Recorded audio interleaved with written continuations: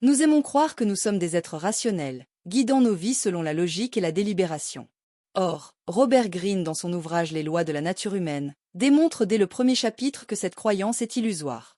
Ce chapitre, intitulé Maîtriser son moi émotionnel, la loi de l'irrationalité, pose les bases d'une véritable révolution personnelle, apprendre à voir clair en soi pour comprendre les autres.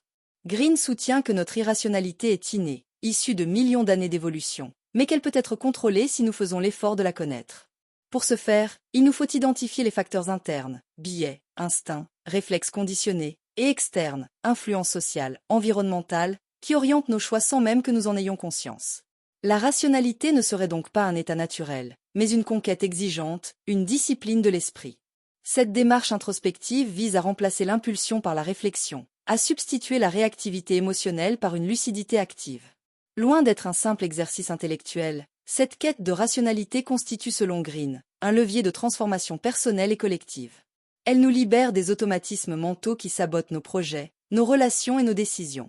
Pour illustrer son propos, Greene convoque l'exemple de Périclès, stratège de la démocratie athénienne. Confronté à la menace d'une guerre avec Sparte, il préconise la retenue, la stratégie et la lucidité.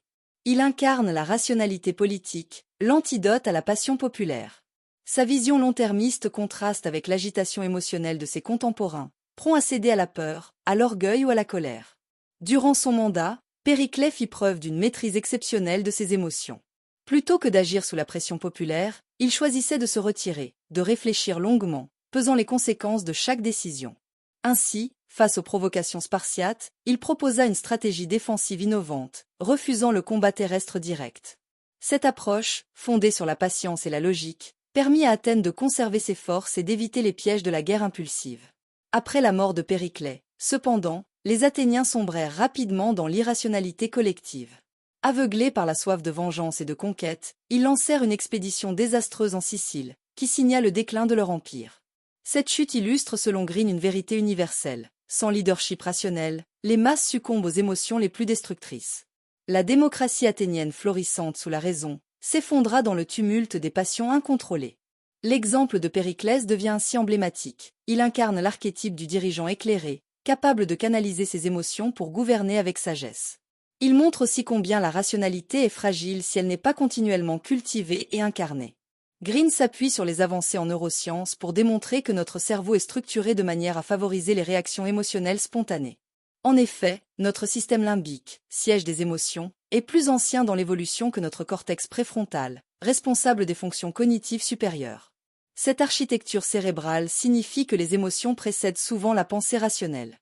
Par exemple, face à un danger ou à un stress perçu, notre cerveau enclenche des mécanismes de défense avant même que nous ayons le temps d'analyser la situation.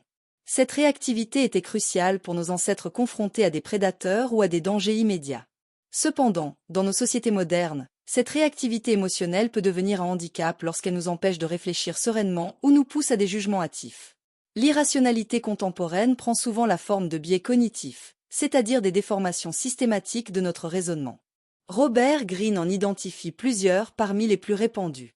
Le biais de confirmation. Nous privilégions les informations qui confirment nos croyances préexistantes et ignorons ou rejetons celles qui les contredisent. Ce biais renforce notre certitude, même lorsqu'elle repose sur des bases fragiles. Le biais de supériorité illusoire. Nous avons tendance à nous croire meilleurs ou plus compétents que la moyenne, ce qui nous rend sourds à la critique et enclins à la surconfiance. Le biais d'appartenance. Nous adoptons les opinions dominantes de notre groupe social ou culturel pour ne pas en être exclus, même si ces idées vont à l'encontre de notre bon sens ou de notre expérience.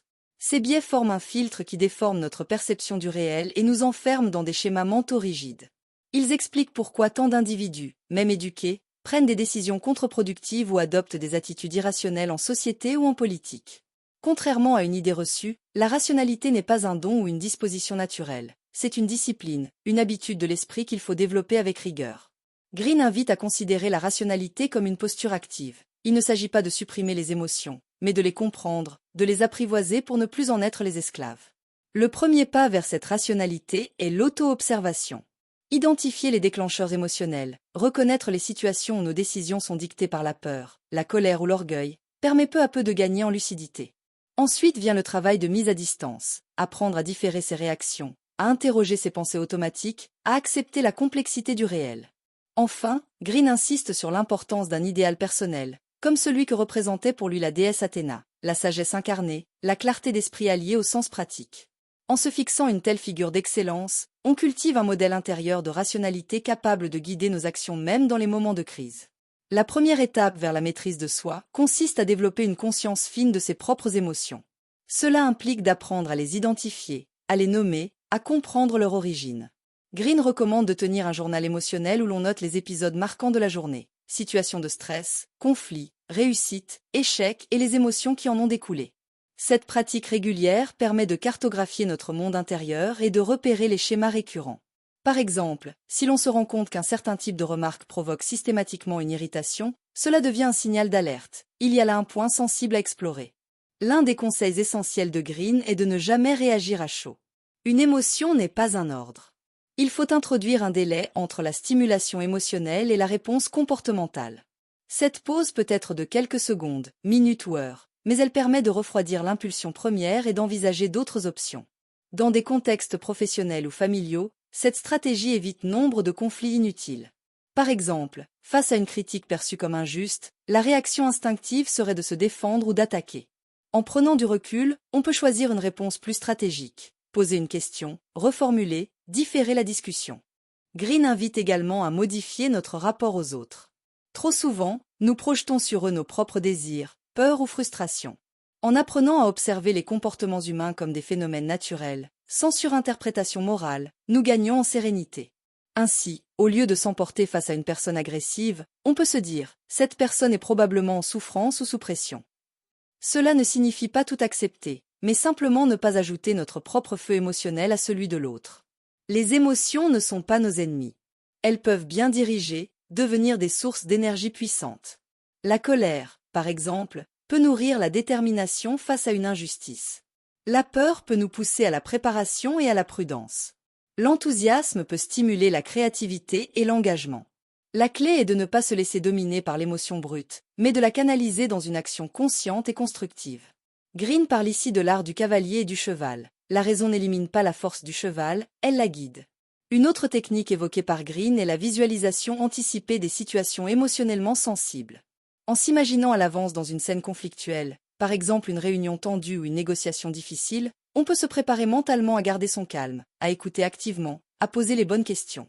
Cette préparation diminue l'intensité de la réaction réelle, car le cerveau ayant déjà vécu la situation, l'aperçoit comme moins menaçante. C'est une forme d'entraînement émotionnel, comparable à celui des sportifs ou des artistes de scène. Le modèle proposé par Robert Greene s'inspire largement de figures historiques occidentales telles que Périclès ou la déesse Athéna, symbole de sagesse, de stratégie et de modération. Cependant, cette référence culturelle pose la question de l'universalité du modèle. Dans d'autres civilisations, comme celles d'Asie orientale, d'Afrique ou d'Amérique du Sud, les émotions peuvent être perçues différemment. Elles ne sont pas toujours considérées comme des obstacles à la raison, mais parfois comme des voies d'intuition ou d'harmonie avec le groupe.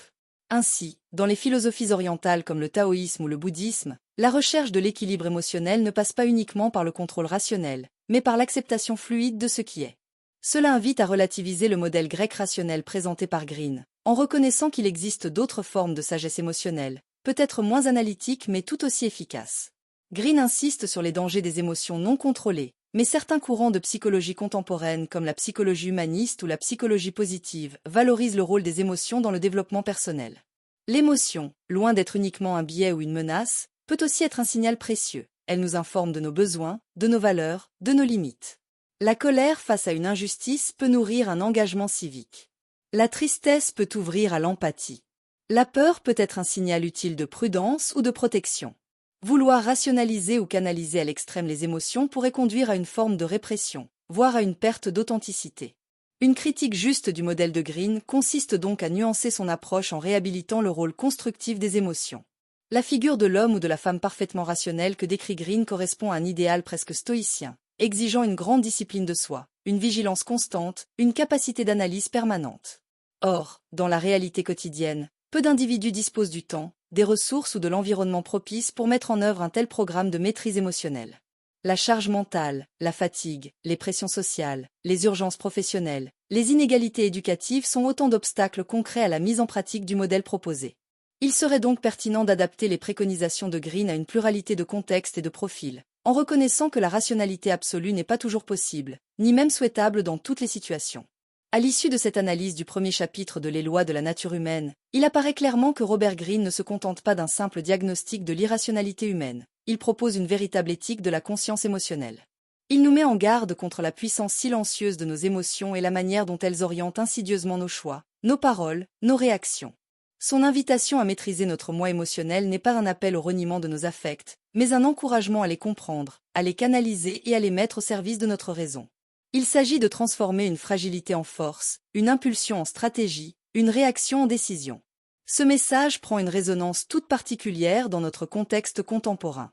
À l'ère des réseaux sociaux, de l'information continue, des crises sanitaires, écologiques et géopolitiques, nous sommes constamment sollicités émotionnellement. Les opinions s'enflamment, les colères explosent, les jugements se précipitent. Dans ce tumulte affectif, la proposition de Greene, penser lentement, ressentir lucidement, agir avec discernement constitue un véritable acte de résistance. Apprendre à faire le tri entre ce que nous ressentons et ce que nous choisissons de faire, entre ce qui nous affecte et ce que nous décidons d'exprimer. Voilà un programme de souveraineté intérieure qui dépasse le seul cadre personnel. Car la rationalité émotionnelle, loin d'être un luxe élitiste, est une compétence citoyenne. Elle est indispensable pour dialoguer, pour coopérer, pour créer un monde plus pacifié. En conclusion, ce premier chapitre de l'ouvrage de Robert Greene peut être lu comme un manuel de sagesse moderne. Il ne prétend pas abolir l'émotion, mais nous en faire des alchimistes, capables de transformer l'instinct en intelligence, la peur en prudence, la colère en engagement. En cultivant cette maîtrise de soi, chacun peut devenir un acteur plus conscient, plus libre et plus juste dans un monde où la raison est souvent le plus précieux des biens. Merci de m'avoir écouté. Si vous avez apprécié ce contenu, n'hésitez pas à le partager autour de vous et à nous faire part de vos réflexions dans les commentaires. À très bientôt!